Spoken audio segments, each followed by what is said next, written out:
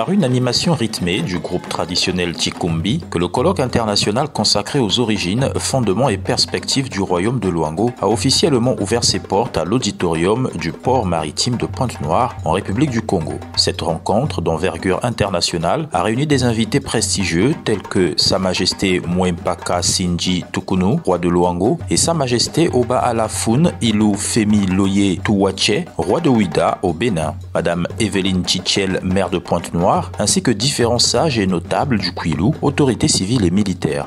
Ce colloque international, signe de la réflexion et du partage, constitue une étape cruciale dans la révalorisation de ce grand royaume, symbole de notre histoire et de notre identité collective.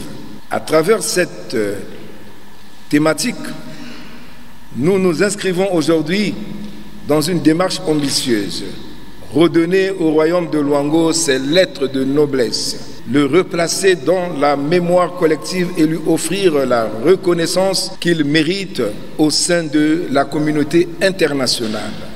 Je sais que la tâche est ardue pour chacun d'entre vous, mais je sais compter sur votre intelligence et vos échanges que j'imagine féconds pour atteindre cet objectif. C'est de cette façon que l'on pourra activer le levier de la conscience collective, préalable, essentiel pour aller vers le vivre ensemble de tous les peuples du Congo, dans leur diversité et dans l'infinité de leurs richesses culturelles. Le colloque doit aider les habitants du Luango à retrouver leurs racines communes, leur identité culturelle, leurs valeurs civilisationnelles. Cette cérémonie est une cérémonie exceptionnelle avec une forte symbolique.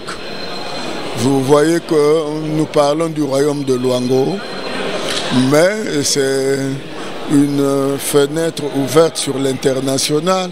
Les symboles forts que nous allons réaliser, des marqueurs d'histoire. Ces structures traditionnelles sont source de paix sociale, de médiation sociale et aussi de créativité.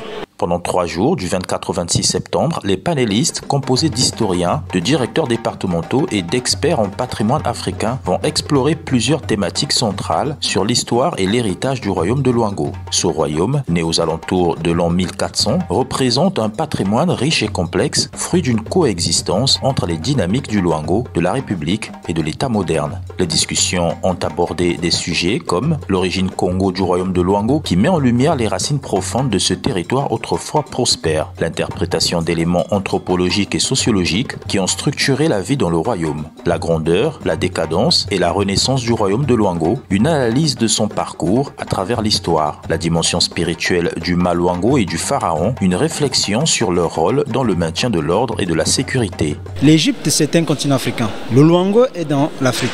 Effectivement, il y a une parenté culturelle. L'impact que le Congolais d'aujourd'hui, l'influence sinon de la spiritualité du roi sur la vie quotidienne du Congolais d'aujourd'hui, du maintien de l'ordre et de la sécurité, sinon de la protection du roi d'aujourd'hui du Maluango, que cette protection, elle est d'origine divine. Ce colloque vise non seulement à célébrer l'héritage du royaume de Luango, mais aussi à offrir des perspectives sur son influence culturelle et politique dans l'Afrique contemporaine.